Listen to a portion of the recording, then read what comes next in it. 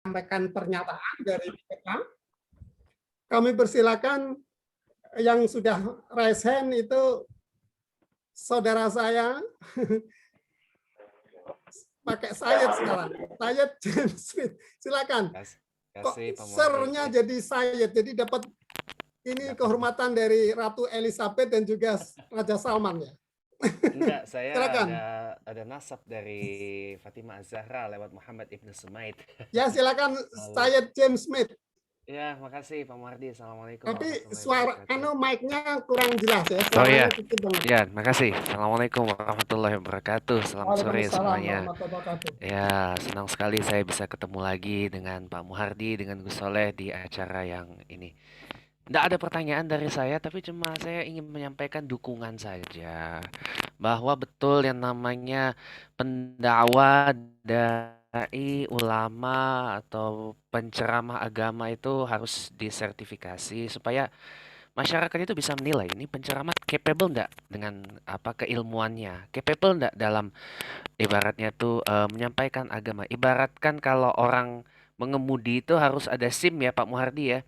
Orang Ya, mengemudi mobil atau mengemudi motor tuh harus ada SIM. Nah, jadi kurang lebih harus ada semacam kayak surat izin untuk berceramah gitu.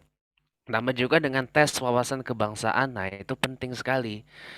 Agar supaya, nah ini yang tadi Pak Muhardi bilang, supaya istilah Islam Nusantara yang sejatinya adalah nama panggilan dari Islam Ahlus Sunnah wa Jamaah yang dianut di Indonesia ini nggak menjadi musuh gitu loh, nggak istilahnya disalahpahami bahkan oleh guru saya sendiri yaitu Gus Najih, anaknya Kiai Maimun Zubair gitu, disalahartikan oleh beliau, oh Islam Nusantara sesat dan sebagainya.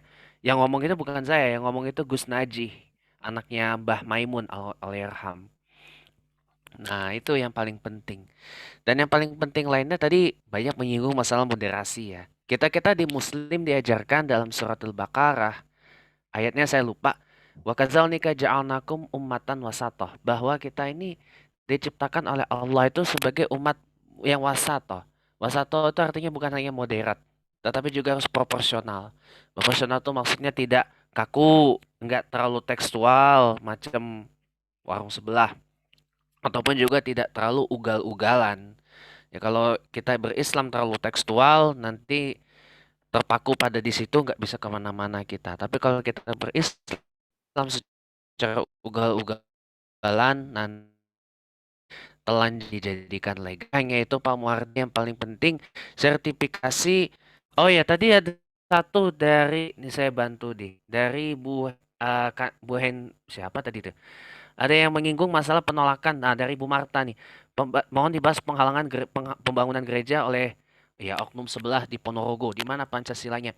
Nah, sekarang begini Bu Marta. Kita-kita yang muslim ini juga sempat ribut dengan tuan rumah yang non-muslim di Papua terkait dengan insiden menara Masjid Al-Aqsa di Jayapura.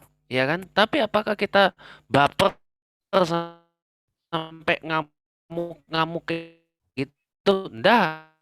Justru mengalah oh, tandanya mungkin kita kurang komunikasi tuan rumah, kurang ngajak ngopi bareng, kurang silaturahmi, kurang jalan bareng, kurang ngajak makan bersama. Jadi komunikasi itu penting dengan tuan rumah. Meskipun apa yang saya dan teman-teman perjuangkan ini adalah penghapusan SKB 2 Menteri yang mempersulit orang-orang non-muslim untuk membangun rumah ibadah.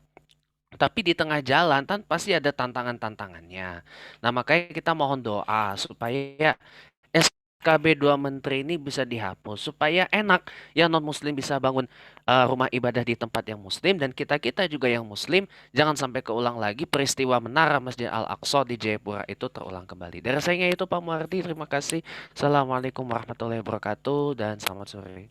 Waalaikumsalam warahmatullahi wabarakatuh. Giliran berikutnya saya beri kesempatan yang di Eropa sana, di Amsterdam dan di Roma, Italia. Marta Madalena dan Niketut Sriwahyuni. Siapa yang lebih dulu? Niketut Sriwahyuni, silakan.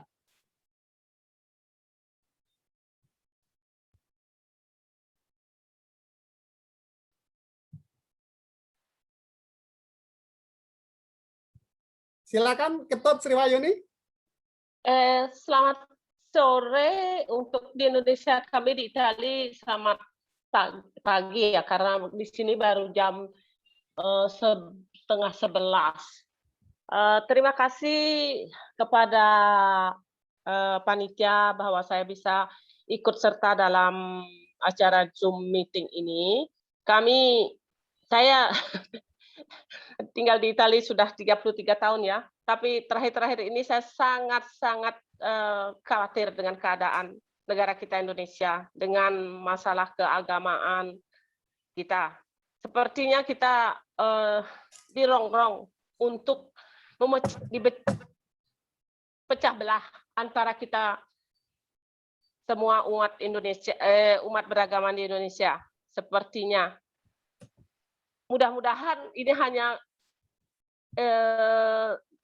apa istilahnya, pikiran saya begitu ya. Mudah-mudahan tidak akan terjadi pemecah belahan negara kita Indonesia.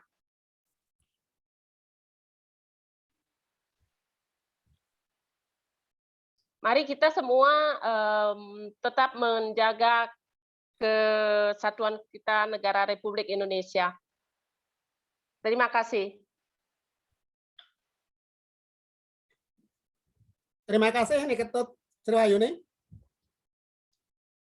Marta Madalena, silakan kalau mendengar suara saya. Marta Madalena.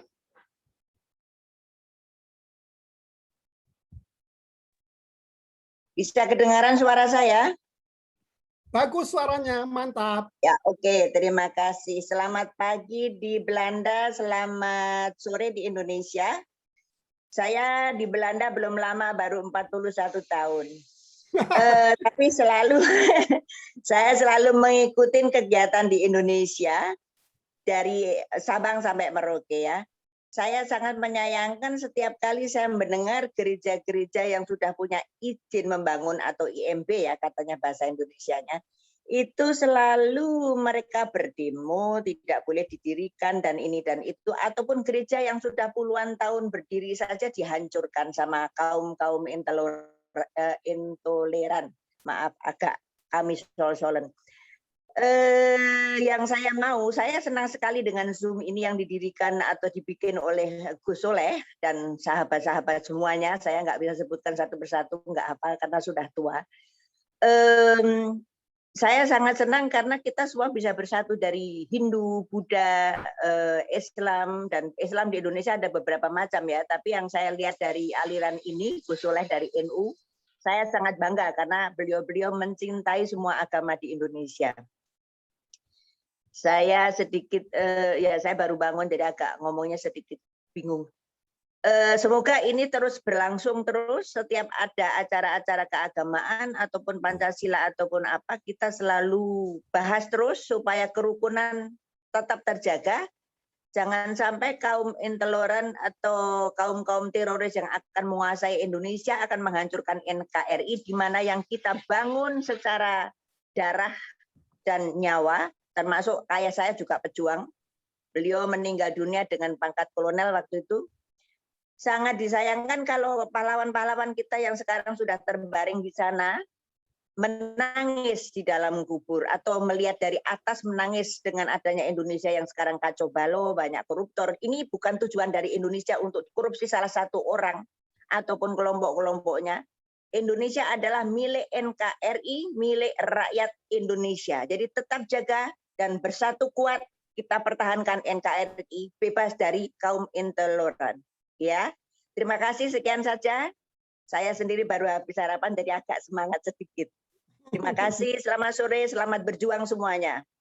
Terima kasih Marta Madalena. Saya ada juga ponakan di sana di Dordrecht. Oh, dekat sama saya, cuma setengah jam. Ya, setengah jam. Kasih alamatnya ke saya. Iya, saya 2 kali ke Belanda. Sungguh cantik. Saya juga punya foto-foto di apa itu pakai baju adat Belanda ya. Oh, di Sandam. Sangat lucu. Di Sandam. Nanti mampir ke saya, telepon saya ya. Oke, terima kasih. Oke, yang berikutnya saya kasih kesempatan Nur Hayatun. Nur Hayatun mendengar suara saya? Nur Hayatun. Nurhayatun mendengar suara saya?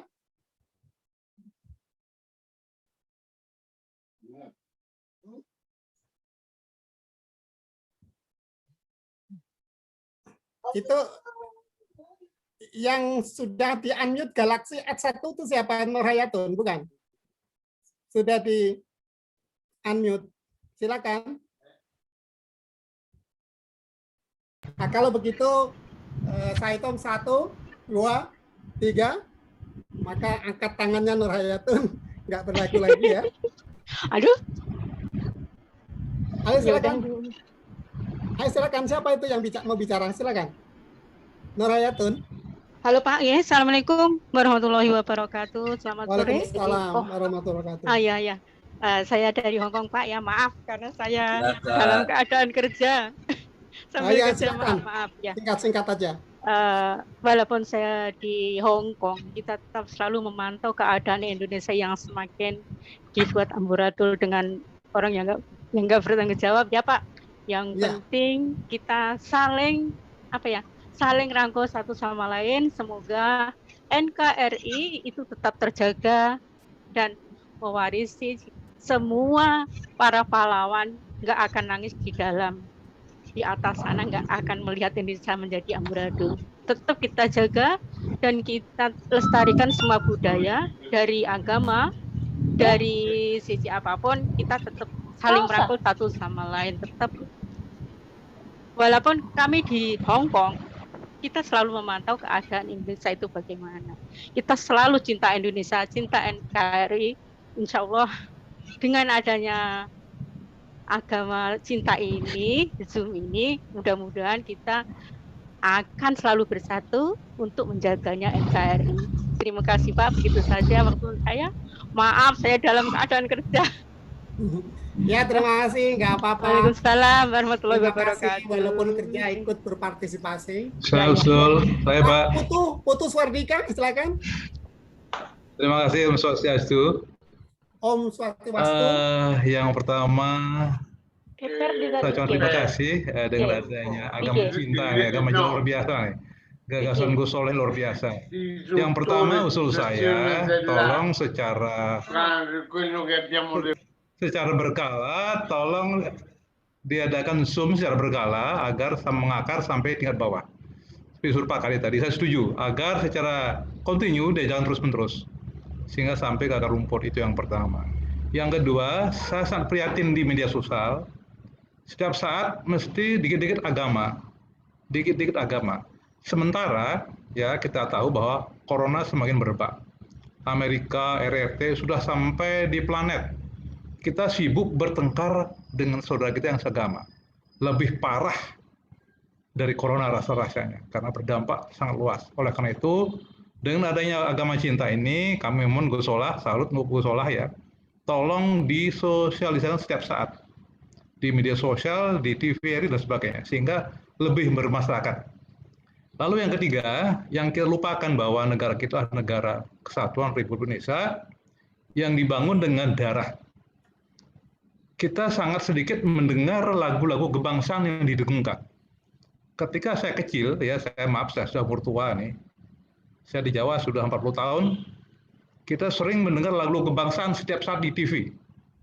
Indonesia Raya, Halo Halo Bandung, Garuda Pancasila, yang nyaris tidak pernah terdengar. Yang mana lagu-lagu itu adalah memacu, merinding rasanya libido kebangsaan saya tinggi.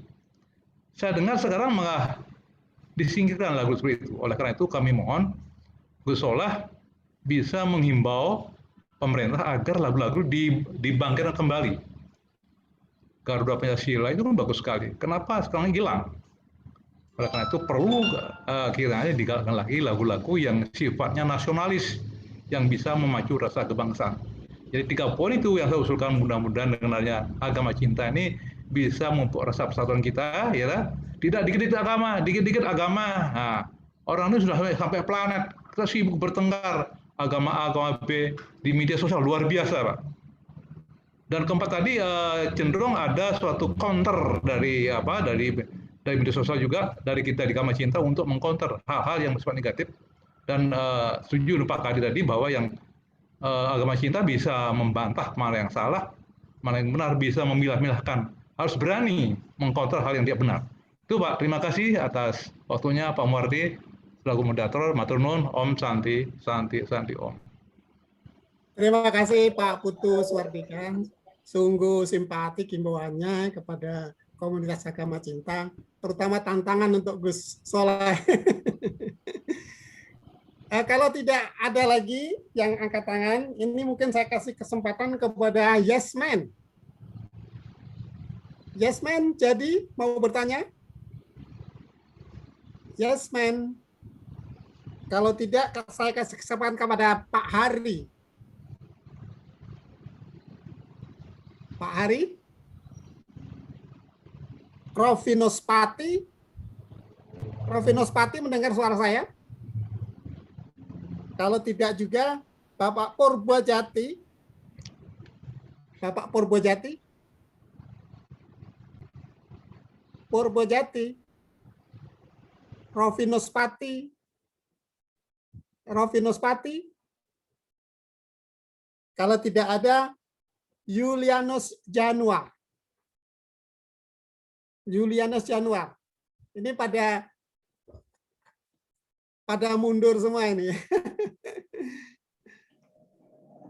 Muklisin ya, Pak Muklisin, Pak mau bicara, Pak?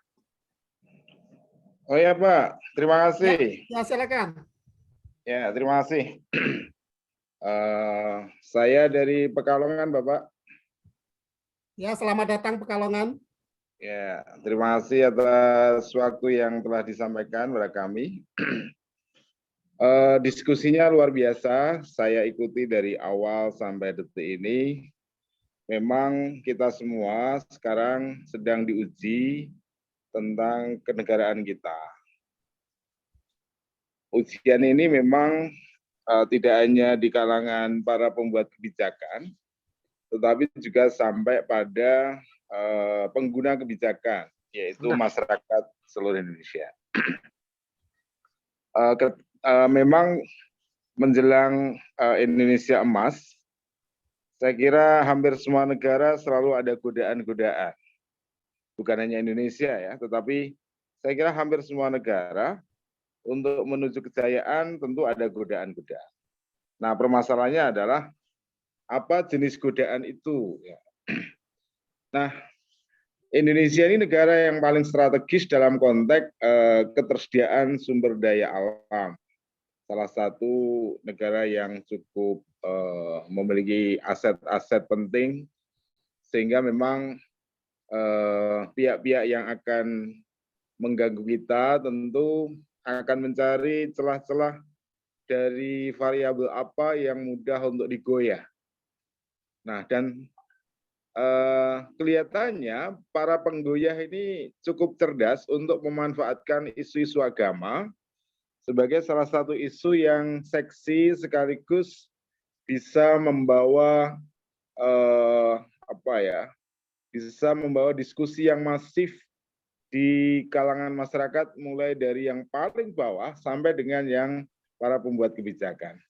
Nah, dengan demikian maka apakah ini natural atau by design, ya kita serahkan sepenuhnya pada kita semua.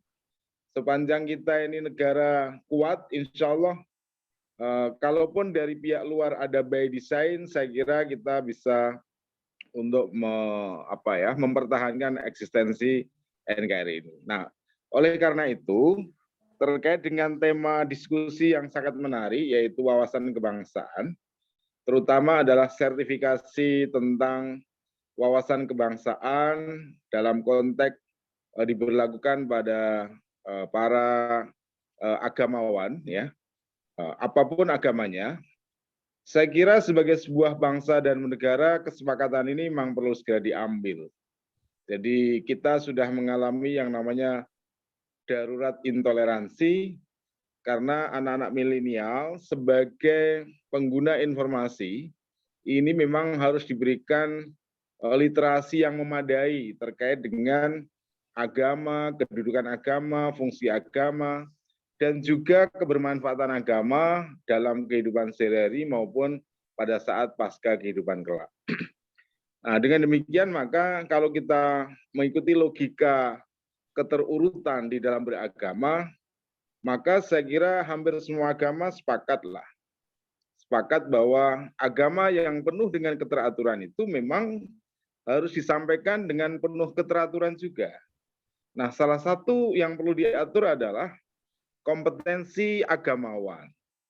Kompetensi agamawan ini perlu diatur oleh regulasi, dan negara sebagai simbol pemegang policy dalam konteks analisis kebijakan itu sah-sah saja karena pemimpin ini dilahirkan melalui proses demokrasi. Sehingga karena melalui proses demokrasi maka sebenarnya pemimpin itu diberikan delegasi oleh publik sebagai konstituennya untuk membuat kebijakan-kebijakan yang memberikan kedamaian, ketenangan, dan kesejahteraan publik. Nah, kalau kita mengambil sampel bahwa seorang pegawai negeri saja itu dites wawasan kebangsaannya, padahal pegawai negeri juga memberikan layanan pada publik, maka profesi-profesi yang lain menurut kami juga perlu diuji wawasan kebangsaannya melalui apapun lah namanya, apakah itu sertifikasi wawasan kebangsaan atau standarisasi wawasan kebangsaan, di mana kita perlu ada standar minimal. Ini loh agamawan-agamawan di Indonesia paling tidak dia adalah memiliki kompetensi di bidang keagamanya masing-masing, menguasai metodologinya masing-masing. Nah, sekaligus dia menguasai standar keagamaan untuk masyarakat Indonesia. Kalau kita belajar pada negara-negara lain, misalnya kayak Malaysia, Brunei, Singapura, saya kira standarisasi ini menjadi sesuatu yang penting karena agamawan ini diharapkan bisa membawa kedamaian dan menghindari tentang kegaduhan-kegaduhan akibat dari pesan-pesan keagamaan yang tidak tidak melandaskan pada wisdom di Indonesia ini. Sehingga wisdom keindonesiaan inilah yang perlu menjadi referensi terkait dengan wawasan keagamaan bagi para agamawan.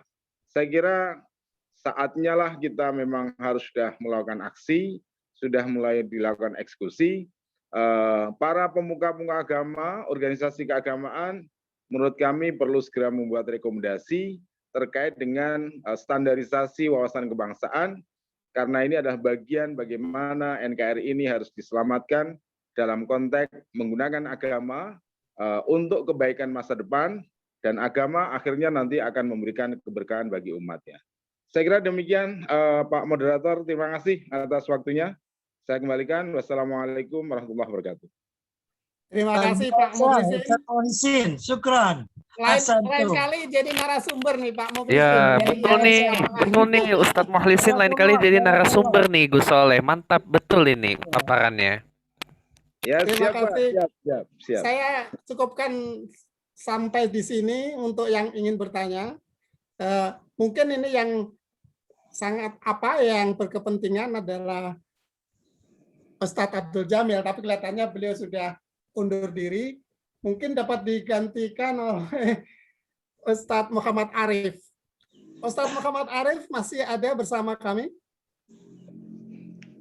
Siap. Iya, tolong Ustadz, ini kelihatannya semuanya menembak kita ini. Tolong dijelaskan Ustadz. Iya. Terima kasih kepada seluruh bajunya kembar. Iya. Bajunya kembar. Oh iya. Ya kan, karena satu guru satu ilmu kan, iya. Satu pesantren. Iya betul. Iya betul. Moderasi.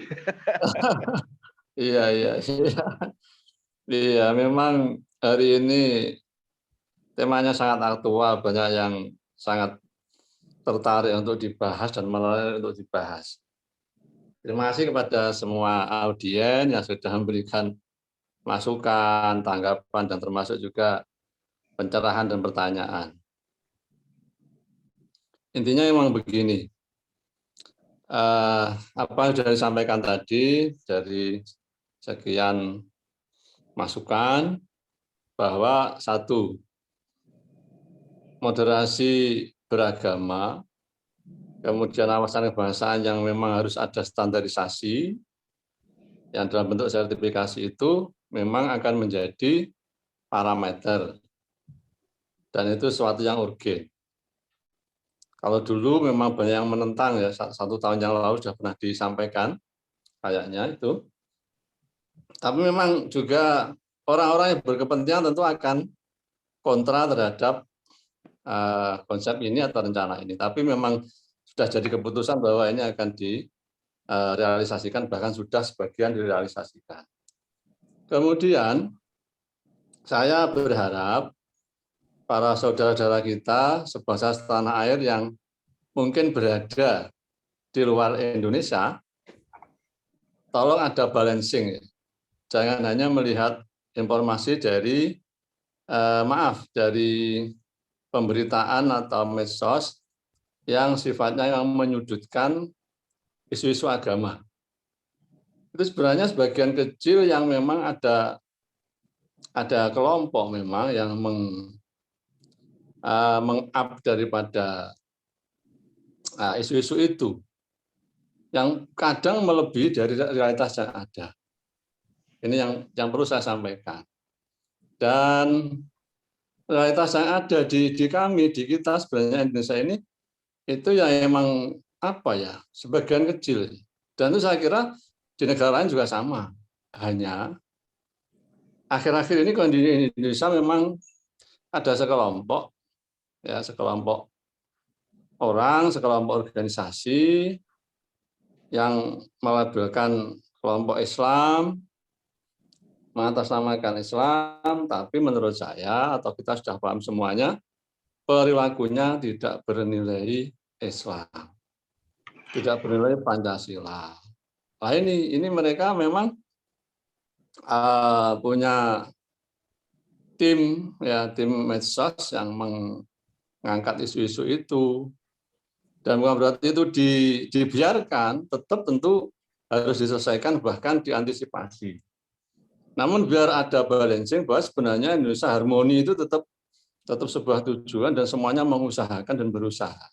Termasuk komitmen webinar atau kegiatan agama cinta ini adalah menunjukkan bagian dari peran kita semuanya bahwa bagaimana melakukan antisipasi agar nilai-nilai keindonesiaan, nilai toleransi yang ada di benak bangsa kita ini tetap aja punya nilai-nilai yang sangat kuat.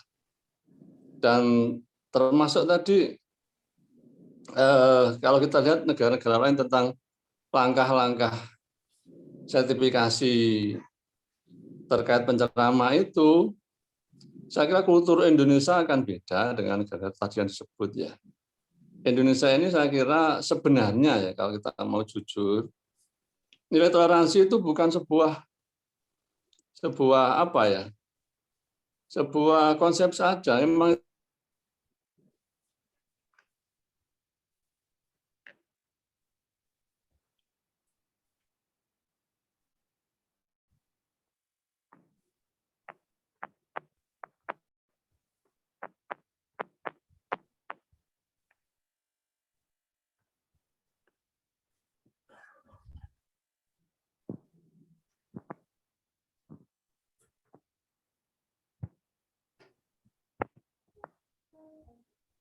Mas Nurul, operator, Gus Arif kemana?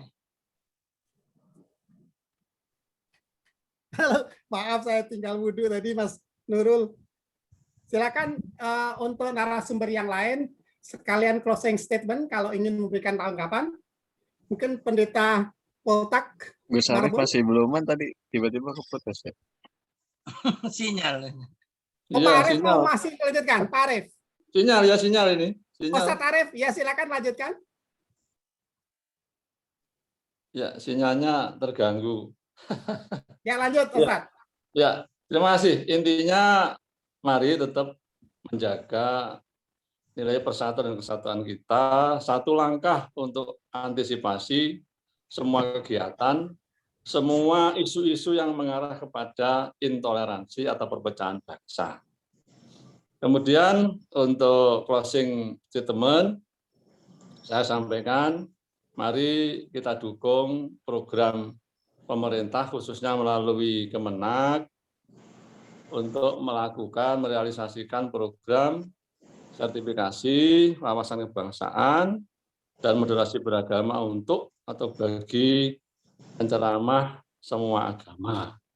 Dan tentu kita di bawah mengkondisikan, menyampaikan hal-hal yang positif, hal yang sesuai dengan nilai-nilai moderasi beragama itu kepada masyarakat sekitar kita dan seluruh media yang kita miliki agar program ini tercapai dan akan membentuk sebuah negara yang utuh di bawah dasar negara Pancasila dengan dasar UUD 1945 dan selalu menjaga nilai-nilai Bhinneka Tunggal Ika.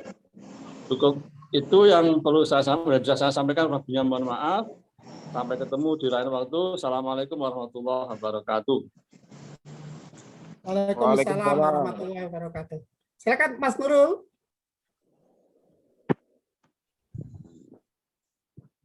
Oke, saya kasih kesempatan narasumber lain yang ingin menanggapi. Mungkin Pendeta Poltak ya, Poltak Parabun. Oke, terima Silakan. kasih. Terima kasih, Pak.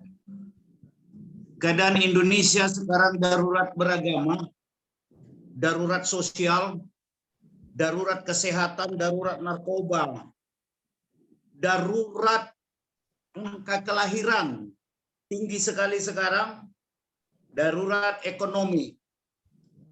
Oleh sebab itu, inilah perlu diperjuangkan satu-satu atau sekaligus. Khususnya hari ini saya berharap dari pemerintah untuk upaya sertifikasi bagi penceramah ini berbasis masyarakat. Itu yang utama. Memang tadi sudah diucapkan yang strategi adalah berbasis TNI, Polri, ANS, ASN. Tapi hari ini saya meminta sekarang sebagai statement closing saya, banyaknya darurat yang terjadi di Indonesia. Memang yang sangat berpotensi menghancurkan negeri ini bahkan bisa bubar, itu adalah darurat agama, pemahaman agama. Oleh sebab itu, upaya mensertifikasi penceramah seluruh agama di Republik Indonesia harus sesegera mungkin diwujudkan. Terima kasih.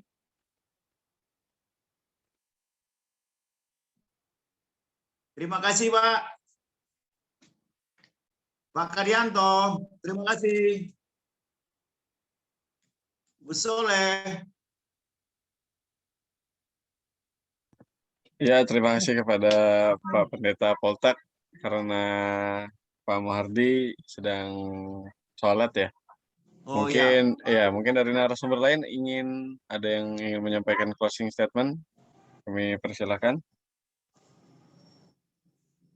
Ya, dari saya. Oke, siap Pak Susianto. Pada Pak Susianto, monggo. Iya, baik para pandita, Romo, para ustadz, Gus Soleh.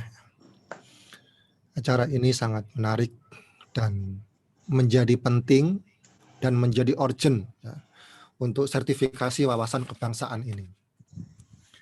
Dan juga menjadi penting untuk kita membekali para tokoh-tokoh agama, para penceramah untuk mempunyai pola pikir moderat. Dan menjadi penting para tokoh-tokoh agama ini juga membuat program-program kepada umat, utamanya kader-kader muda, program-program yang menjaga mereka, memberikan pengetahuan tentang wawasan kebangsaan, tentang beragama yang moderat. Ini menjadi penting. sehingga anak-anak muda ini tidak disusupi ya, oleh radikal yang sangat mengancam keutuhan negara kesatuan Republik Indonesia ini. Ketika kita berkolaborasi, bekerja sama seperti ini, saling mendukung satu sama yang lain, agama satu dan agama yang lain, maka saya yakin, kita yakin bahwa Indonesia ini bisa maju dan Indonesia bisa berkembang dan warganya menjadi bahagia dan harmoni. Terima kasih. Mantap, Romo. Terima kasih banyak Romo Susianto telah memberikan closing statement, dan selamat datang kepada Pak Jimmy Sofyan. Monggo mungkin boleh Pak Jimmy Sofyan, yang mungkin tadi juga karena belum sempat untuk memberikan statementnya ataupun opininya terkait webinar kita pada siang hari ini dengan tema pentingnya sertifikasi wawasan kebangsaan dan moderasi beragama bagi penceramah. Monggo Pak Sofyan Jimmy Yosadi untuk di-unmute dulu. Oke, siap. Terima kasih, Pak. Siap. Monggo Pak Sofyan. Saya mohon maaf karena pas ada jam yang sama lagi tugas, lagi otopsi kasus pembunuhan seorang korban anak. Jadi mohon maaf terlambat, tapi intinya saya berterima kasih sekali lagi Gus Soleh dan juga kawan-kawan telah mengundang saya kembali beberapa kali, dan saya selalu menyambut hangat untuk setiap kesempatan-kesempatan, terutama bagi saya pribadi maupun juga yang mewakili Majelis Tinggi Agama Konghucu Indonesia, Takin. Pada prinsipnya dengan tema yang ini juga, saya termasuk orang yang sangat-sangat setuju dan bersepakat bahwa memang diperlukan hal-hal yang mengatur lebih jauh, bukan mengatur privasi tokoh agama ataupun pemuka-pemuka agama, tapi lebih penting untuk mengantisipasi. Karena latar belakang saya seorang juga praktisi hukum, maka melihat dinamika apapun yang terjadi di masyarakat itu perlu kita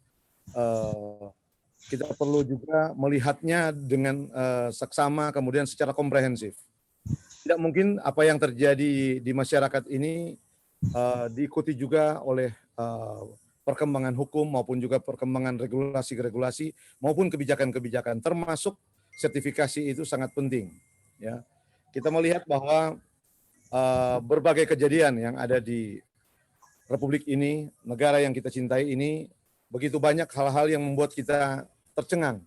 Ya, ulah para orang-orang yang menganggap dirinya sendiri sebagai tokoh agama, tapi justru tidak membawa pesan sebagai tokoh agama. Bukan sebagai pemuka agama, tapi malah memprovokasi bangsa. Jadi hal-hal inilah yang menurut saya perlu kebijakan-kebijakan pemerintah, bukan untuk mengatur lebih jauh privasi ataupun hal-hal yang bersifat keagamaan dan sebagainya, tapi lebih kepada bagaimana ranah ini dipakai pemerintah untuk, karena ini menertibkan ya, menertibkan itu adalah kewenangan pemerintah. Jadi bukan saja hal ini akan membawa dampak yang positif bagi semua, tapi juga bagi kita ya, negara yang kita cintai ini. Sudah begitu banyak korban-korban dari berbagai provokasi. Apalagi contoh yang paling kita lihat secara kasat mata adalah di media sosial. Media sosial itu luar biasa, provokasi terhadap kebencian, toleransi, radikalisme, terorisme, dan hal-hal yang lainnya yang membuat kita sendiri merasa kaget bahwa mereka sudah begitu dekat dengan kita. Bahkan kalau boleh kita katakan mereka bertetangga dengan kita. Ada di depan pintu kita, ada di dekat jendela kita. Kalau kita tidak waspada, kita salah satu korban yang akan terjadi. Nah, kalau kita tidak mendorong pemerintah untuk mengatur ini, maka kita lihatlah betapa banyak rumah ibadat itu dipenuhi oleh ceramah-ceramah yang penuh kebencian. Ceramah-ceramah yang membawa hal-hal yang bukan saja mewartakan tentang kebinekaan, keberagaman di Republik ini, tapi justru membawa permusuhan, ya kan? Artinya dengan dalil-dalil agama yang dipakai ini untuk menyebar kebencian. Kebangsaan itu menjadi harga yang sangat mahal buat kita. Maka sebagaimana juga di dalam ajaran agama Konghucu yang saya imani maupun juga kebijakan-kebijakan di Majelis Tinggi Agama Konghucu tentu mendorong hal-hal yang baik ini. Kami siap, artinya sebagai pemuka siap dalam arti bahwa kita ada di negara hukum, negara ini berdiri atas semua agama. Pejuang untuk memerdekakan agama ini bukan hanya satu golongan agama, tapi semua agama ada di situ. Para founding fathers ini juga adalah semua tokoh-tokoh agama yang tentu ada tidak hanya kita melihat soal mayoritas minoritas, tapi adalah bagaimana semua terlibat di situ. Jadi ketika sudah puluhan tahun negara ini berdiri, kemudian tiba-tiba ada paham-paham radikalisme transnasional, internasional dan sebagainya memporak-porandakan sistem ini dan melawan konstitusi, melawan hukum dan sebagainya. Hal ini yang seharusnya kita harus bersama melawan, bahwa ini tatanan ini sudah dibuat puluhan tahun, sistem ini akan dirombak oleh paham-paham yang transnasional maupun transinternasional. Karena demikian, maka ketika moderasi beragama itu digaungkan, sertifikasi untuk para tokoh agama itu digaungkan, itu adalah hal baik. Menurut pemahaman kami, itu adalah hal baik. Yang tentunya kita sadari bahwa itu kita harus dorong bersama. Nah, saya merasa bahwa berbagai paham keagamaan maupun juga kepercayaan, keimanan pasti akan, kalau dia terbuka ya, kalau dia menghargai keberagaman, kebinekaan dan lain, pasti akan menerima ini. Tapi kalau seandainya dia menolak ini, tentu ada something wrong. Ada sesuatu hal yang tentu kita pertanyakan. Ada apa? Ya kan? Apakah Anda tidak menghargai perbedaan ataukah Anda seolah-olah ada satu ketakutan yang membuat ingin seperti kalau kebijakan ini dilakukan bahwa tentu akan seperti mengawasi para tokoh agama, pemuka agama. Tokoh pemuka agama kan bebas saja, ya kan? Lo memang di negara ini apa memang kita diatur sebebas-bebasnya? Tentu tidak. Perkataan kita termasuk juga dalam ceramah-ceramah kita juga itu ada aturan regulasi yang mengatur itu, mengontrol itu. Dalam arti bukan negara mengontrol para tokoh agama atau pemuka, bukan. Tapi jika ada narasi-narasi kebencian terhadap satu kaum, narasi-narasi permusuhan, dan juga misalnya penyesatan-penyesatan terhadap agama-agama lain, tentu ini ada ranah bersama yang harus kita lakukan. Nah ini yang saya pahami itu sebagai moderasi beragama, bahwa agama itu keyakinan kita adalah kebenaran kita, tapi menerima orang lain yang berbeda paham, keberagaman, toleransi dan sebagainya, itu adalah satu hal yang dimaksud dengan unsur-unsur moderasi beragama. Nah, kemudian nanti pada saatnya kita kemudian melawan sistem yang istilahnya yang luar biasa, yang sekarang yang sementara digalak-galakan oleh mereka yang menolak hal-hal ini, yang artinya merasa bebas saja berceramah, bebas saja melontarkan kebencian dan sebagainya, itu justru kita menjadi pergumulan kita bersama, begitu. Jadi saya pikir pendapat saya pribadi bahwa hal ini kita harus dorong bersama, bahwa ini jangan hanya berhenti pada tatanan teoritis belaka, tapi merupakan suatu pergumulan bersama kita untuk berjuang bersama, bahwa moderasi beragama itu sangat penting, kebangsaan itu sangat penting, ya. Keimanan adalah urusan pribadi kita masing-masing. Tapi soal keberagaman, kenegarawanan, memandang orang lain yang berbeda, itu adalah suatu keniscayaan ketika kita berada menjadi satu bangsa yang besar yang namanya bangsa Indonesia. Itu dari saya, dari Majelis Tinggi Agama Konghucu, Unsur Sofyan Jimmy Yosadi. Mohon maaf kalau ada hal yang kurang berkenan. Terima kasih. Salam Pancasila. Merdeka. Weita Tongtien. Senyo Ita. Merdeka. Waalaikumsalam warahmatullahi wabarakatuh. Ya, silakan. Yang terakhir mungkin narasumber kita yang akan menyampaikan beberapa tanggapan atas pertanyaan sekaligus closing statement. Bapak IKD Winaya Alun, silakan. Teman-teman, Pak Moderator. Saya mengamini dan setuju banget tadi apa yang disampaikan Pak Alfian.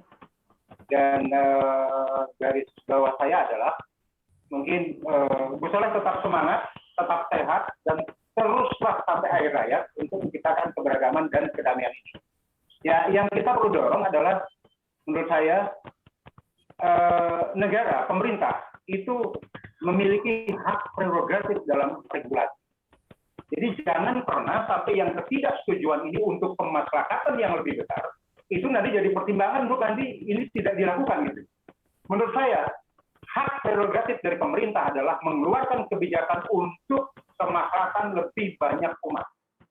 Itu yang saya inginkan. Mudah-mudahan ini tidak menjadi hanya wacana. Tegaslah di sisi pemerintah, tegakkan hukum. 80-90% rakyat Indonesia yang waras itu akan mendukung. Mohon maaf sebelumnya, saya agak getun kalau sudah sampai pada cita-cita keberagaman ini harus kita pegang teguh. Kebinekaan harus kita pegang teguh. Matur nuwun. Kurang lebih mohon maaf. Terima kasih Bapak Ikede Winaya Alun. Semua narasumber sudah menanggapi pertanyaan-pertanyaan dan juga closing statement. Sampai lagi ini sebagai kesimpulan sekaligus harapan yang akan disampaikan oleh Gus Soleh, inisiator kita. Kami persilakan Gus.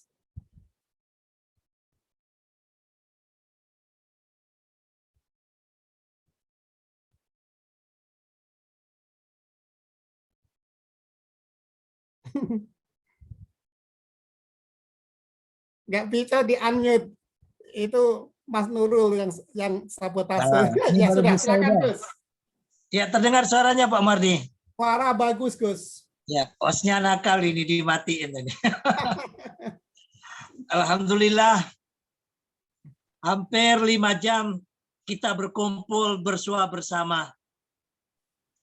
Gus dan para narasumber semuanya, tidak ada satupun di sini yang menjadi pejabat, kecuali hanya anak bangsa yang cinta akan negaranya. Apa yang telah disampaikan oleh para narasumber semuanya sangat luar biasa. Yang mana garis besarnya sangat menyetujui apa yang telah menjadi regulasi daripada pemerintahan Presiden Jokowi ini. Check you kepada Kementerian Agama Republik Indonesia dan yang didukung oleh Kapolri kita yang baru dengan konsep presisinya tentang moderasi beragama.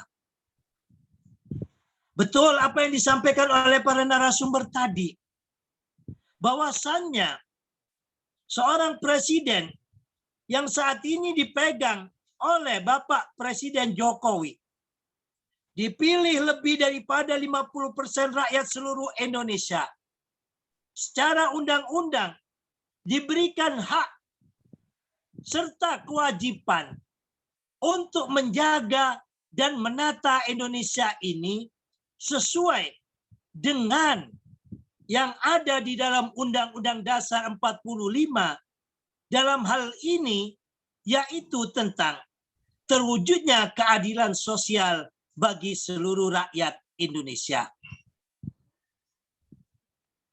Adanya moderasi beragama dan juga memberikan sertifikat.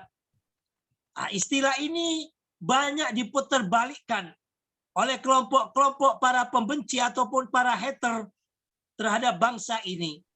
Bahwasanya sertifikasi penceramah. Tidak. Tetapi penceramah yang bersertifikat. Penceramah yang bersertifikat ini diberikan pembekalan. Kayak kita makan hanya tahu tempe. Diberikan gizi berupa telur, berupa daging. Kenapa kok tidak mau? Penceramah bersertifikat ini tidak hendak mengatur daripada esensi daripada masing-masing 6 agama yang ada di Indonesia. Hanya saja para penceramah ini diberikan tambahan pembekalan tentang satu, wawasan kebangsaan, dan kedua, tentang moderasi beragama. Sehingga para penceramah-penceramah ini yang notabene mayoritas tidak menggunakan teks. Tetapi para penceramah ini 90% berucap sesuai apa yang ada di dalam pola pikirnya. Jika para penceramah semua agama yang ada di Indonesia ini, pola pikirnya tidak memiliki wawasan kebangsaan, maka yang diceramahkan tidak pernah berkaitan tentang kebangsaan. Dan juga tidak memberikan suatu bentuk nilai-nilai tambah di dalam cinta umatnya ini kepada bangsa dan negara. Yang kedua, apabila tidak memiliki wawasan kebangsaan, begitu tamu datang ataupun membaca suatu artikel tentang isme lain, maka mudah sekali daripada apa yang dia baca, apa yang dia obrolkan, ataupun dengan siapa dia ngobrol. Sehingga dengan memiliki wawasan kebangsaan, para penceramah ini bisa mengelak semua isme-isme yang hendak mengganggu dan merusak daripada keutuhan NKRI dan Pancasila kita. Selanjutnya, kita semuanya, terlebih-lebih para narasumber ke-6 tokoh agama yang hadir di tempat ini, bersepakat satu. Kedua, mendorong kepada Menteri Agama yang didukung dengan Kapolri yang baru ini untuk segera melaksanakan sertifikat ataupun penceramah yang bersertifikat ini. Dan bagaimana bekerja sama dengan aparat penegak hukum dalam hal ini Kapolri yang baru dengan konsep presisinya dan telah mengkampanyekan adanya polis virtual agar anak-anak bangsa kita pola pikirnya tidak mudah teracuni pemikiran-pemikiran yang mana merusak nilai-nilai kebangsaan ini. Hendaklah seperti kata narasumber tadi, jangan sampai, apalagi kata abangku, tulangku ini ya, Pendeta Poltak Marbun ini, jangan sampai omong doang, tapi tegakkan polis virtual ini. Terlebih-lebih yang sangat mengganggu suasana kedamaian di dalam keagamaan ini adalah para mu'alaf, orang yang pindah agama, baik Islam pindah ke Kristen ataupun ke Katolik atau agama lain, ataupun seperti yang kemarin mak-mak dari agama Hindu pindah ke Islam, Bali dibilang banyak setannya dan lain sebagainya, akhirnya bikin kegaduhan. Apalagi tetangganya Pak Jimmy Yosandi ini ya, Yahya Waloni sama-sama Manadonya ini ya. Ini baru masuk Islam kemarin kan gitu. Sudah ngalah-ngalahi kiai yang luar biasa. Agamanya yang lalu dihantam habis, dijelek-jelekkan. Kayak orang pacaran atau cerai kawin aja sakit hati. Ini orang sakit jiwa. Agama itu yang dibawa adalah kedamaian. Kalau Kapolri yang baru dengan presisinya ini, seperti kata Pendeta Poltak Marbun tadi, jangan sampai omdo. Segera untuk dilaksanakan polis virtual ini. Konten-konten yang merusak khususnya suasana keagamaan di Indonesia ini, hendaklah konten tersebut untuk ditutup atau dipanggil dan diberikan peringatan. Apabila diulangi kembali, maka harus dimasukkan hukuman. Bukan hanya dengan materai 6.000 yang sekarang 10.000. Ya Pak Yosandi. Pak Yosandi ini yang suka main materai. Soalnya kan pengacara. Kalau Gus nggak pernah pakai materai, disalamin amplop gitu aja Pak Yosandi. Nggak tahu isinya berapa. Bapak-bapak, ibu-ibu, para peserta webinar Agama Cinta yang kami cinta sayangi. Dan yang terakhir sekali, perlu Gus sampaikan yang mana Gus serap daripada pemikiran para narasumber dari ke-6 tokoh agama ini. Bagaimana Menteri Agama ada take and give. Sertifikat ataupun ulama atau penceramah yang bersertifikat ini, apabila tidak ada take and give, maka nonsen. Tidak membuahkan hasil apa-apa. Apa yang bisa didapatkan dari para penceramah yang telah bersertifikat ini? Itu harus ada regulasinya. Dan harus benar-benar diatur regulasinya. Masukan dari Gus menyerap dari para narasumber ini. 1. Setidaknya pemerintah membuat suatu bentuk regulasi ataupun kebijakan. Tidak semuanya Indonesia ini terlalu luas. Slow, but fast. Pelan tapi pasti. Dimulai terlebih dahulu adalah tempat ibadah yang ada di pemerintahan. Baik itu di tingkat pusat, tingkat-tingkat kementerian, ya, terus turun ke gubernuran, terus turun ke Pemda, terus turun ke kecamatan. Karena di Indonesia ini mayoritas umat Islam, maka yang terbanyak adalah tempat ibadah umat Islam, yaitu masjid-masjid. Masjid milik pemerintah saja ini ribuan. Terlebih-lebih masjidnya BUMN, Badan Usaha Milik Negara ini, yang 10 tahun di saat era pemerintahan Kerajaan Cikeas, BUMN ini dikuasai oleh kelompok sebelah, sehingga tidak mudah atau gampang-gampang sulit gampang untuk bisa menguasai kembali masjid-masjid BUMN ini. Maka langkah yang telah dicanangkan oleh Kementerian Agama, mulai dari kakak kelas saya yaitu Ustadz Saifuddin, sampai ke Menteri Agama yang lalu dari Bravo 5, dan saat ini yaitu Gus Yakut. Ini belum membuahkan suatu bentuk hasil yang nyata. Masih terus saja menjadi wacana dan wacana.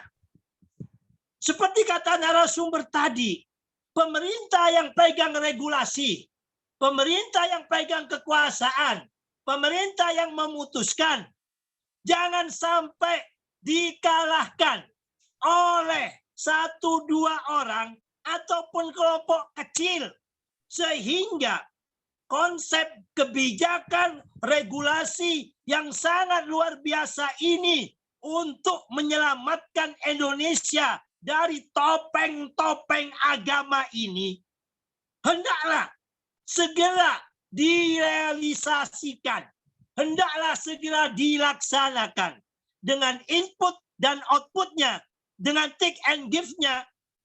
Masjid-masjid ataupun tempat ibadah agama-agama yang lainnya yang berada di wilayah pemerintahan ini tidak boleh diisi penceramah kecuali yang sudah bersertifikat.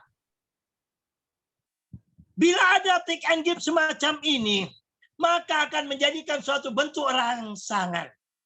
Dari makin umpamanya, di mana tempat mayoritas agama Konghucu, mungkin di situ ada tempat ibadah pemerintahan. Apabila pemerintah memiliki mengatur kebijakan semacam ini, dari Konghucu yang tidak bersertifikat tidak bisa mengisi tempat ibadahnya di pemerintahan. Mau tidak mau, makin akan berupaya keras mencari kadernya yang terbaik untuk mengikuti penceramah bersertifikat ini. Begitu juga dengan agama Hindu, Buddha, Konghucu, Kristen, dan Katolik, terutamanya yaitu agama Islam. Sehingga rangsangan inilah yang menjadikan para penceramah ini mau tidak mau harus mengikuti wawasan kebangsaan dan moderasi agama. Apabila dinyatakan baik, diberikan sertifikat, dan outputnya diizinkan, dibolehkan untuk berceramah di tempat-tempat ibadah milik pemerintah, baik itu tingkat istana, kementerian, gubernuran, Pemda tingkat 1, Pemda tingkat 2, sampai di tingkat kecamatan. Negara ini terbentuk bukan karena persamaan. Indonesia terbentuk karena perbedaan. Perbedaan suku, perbedaan bahasa, perbedaan adat istiadat, perbedaan agama. Apabila para penceramah ini tidak memiliki wawasan kebangsaan dengan nilai-nilai Bhinneka Tunggal Ika, maka semboyan utama kita akan menjadi bahaya laten hancurnya bangsa ini, karena perbedaan kita bukannya menyatu, justru dengan perbedaan kita saling bertikai. Jangan paksakan harmoni Indonesia ini Gus umpamakan sebagai musik. Konghucu memegang musik seruling, Hindu memegang musik drum, Buddha memegang musik gitar, Kristen memegang musik apa? Piano, Islam memegang musik rebana. Bagaimana suara-suara yang berbeda dari keenam agama ini, jangan dipaksakan suaranya sama. Konghucu jangan dipaksakan suara seruling sama dengan rebana. Sampai mati pun tidak akan bisa rebana bersuara seruling, seruling bersuara rebana. Tetapi di dalam perbedaan ini bisa menjadi harmoni menuju Indonesia sesuai futur, harapan, cita-cita, tujuan pendiri bangsa ini, yaitu terwujudnya keadilan sosial bagi seluruh rakyat Indonesia tanpa diskriminasi sara.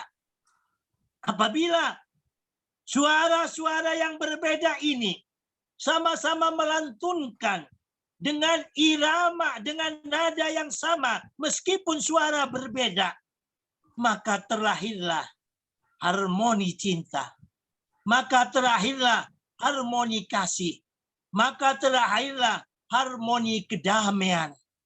Kalau di negara lain di Arab umpamanya hanya satu agama, rumah besar Indonesia ini memiliki 6 agama.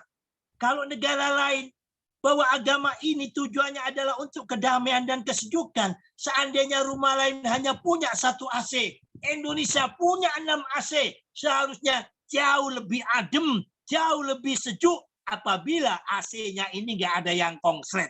Tapi kalau AC-nya konslet, repot akhirnya, membuat puyeng kan gitu. Demikian kurang lebihnya, mohon maaf. Jangan pernah lelah mencintai Indonesia yang sangat luar biasa ini. Tidak ada negeri seindah Indonesia. Tidak ada negeri seaneka ragam Indonesia. Kita harus berterima kasih kepada founding father kita. Kita bisa dipersatukan dengan saudara-saudara kita yang beda iman, beda suku, beda agama, beda bahasa, beda pulau. Tapi tetap berkomitmen satu merah putih, satu Pancasila, satu Indonesia.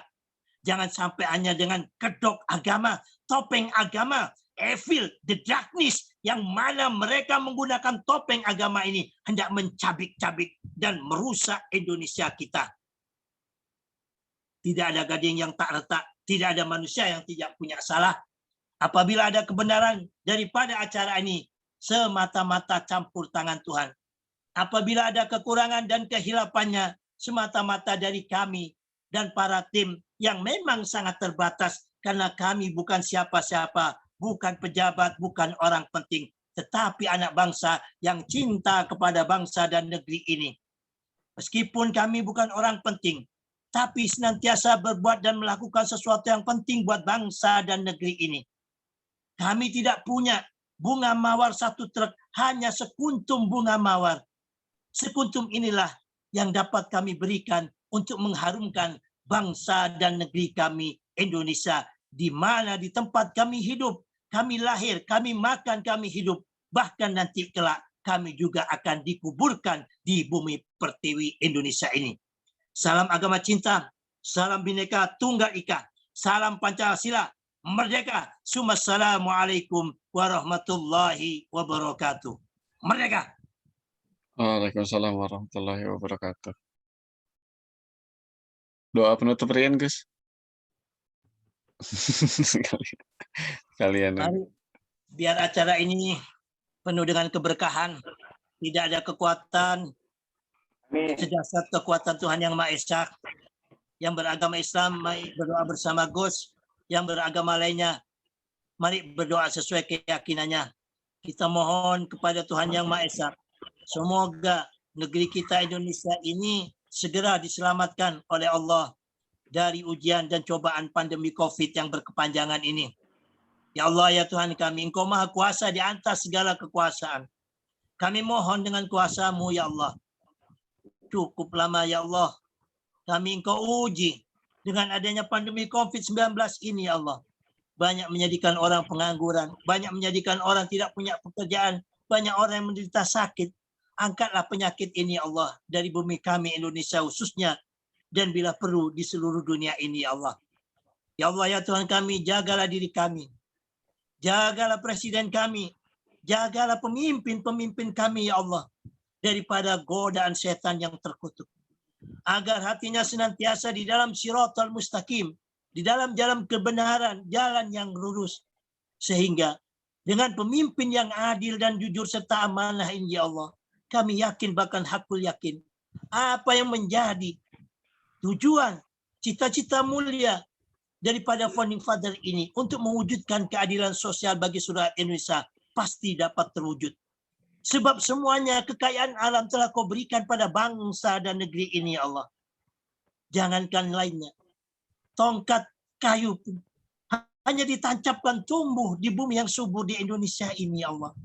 Akan tetapi apabila pemimpin-pemimpin ini tidak Kau berikan petunjuk dan hidayah, bukannya mensejahterakan daripada umat manusia yang ada di Indonesia ini, tapi mengkorupsi demi untuk kesejahteraan dirinya dan kelompoknya.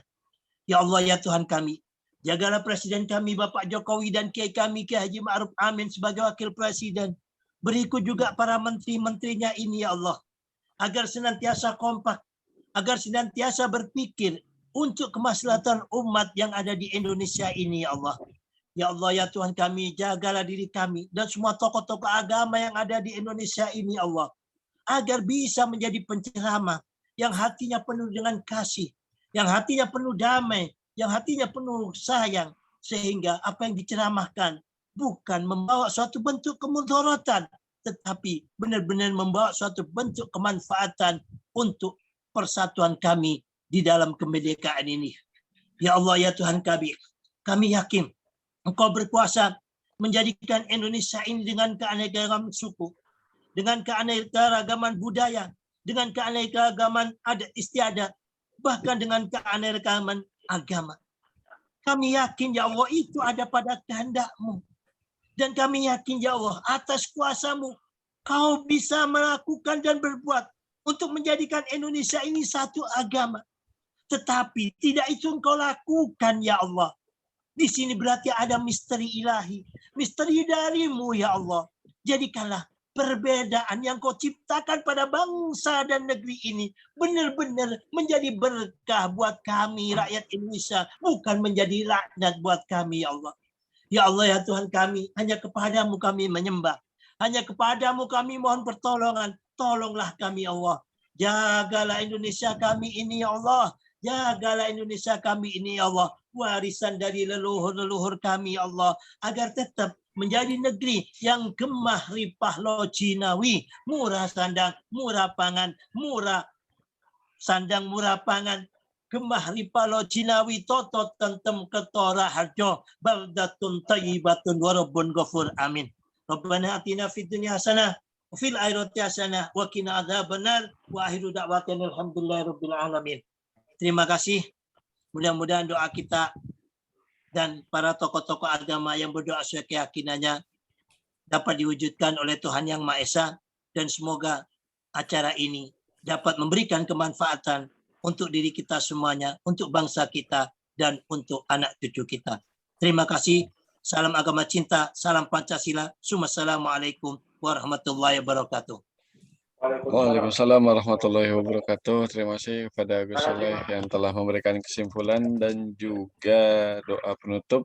Maka dengan dibacakannya doa penutup dari Gus Soleh, maka berakhirlah kebersamaan kita pada webinar Agama Cinta untuk edisi yang ke-38 ini. Jangan lupa untuk para peserta sekalian untuk mengunjungi channel YouTube kita, yaitu Agama Cinta Official, di mana nantinya webinar ini akan kita upload di sana. Jangan lupa untuk klik like, share, dan juga subscribe channel Agama Cinta Official. Dan untuk para peserta yang ingin mendapatkan sertifikat, jangan lupa juga untuk memantau nih Facebook kita, yaitu Sekjen Agama Cinta Official. Kami dari Agama Cinta Official memohon maaf yang sebanyak-banyaknya dan juga sebesar-besarnya apabila ada salah-salah kata, baik yang disengaja maupun yang tidak disengaja, sehingga membuat hati para audiens sekalian kurang berkenan. Terima kasih. Wallahul muwaffiq ila aqwamit thoriq. Assalamualaikum warahmatullahi wabarakatuh. Sampai jumpa di kesempatan yang berikutnya. Terima kasih semuanya. Assalamualaikum.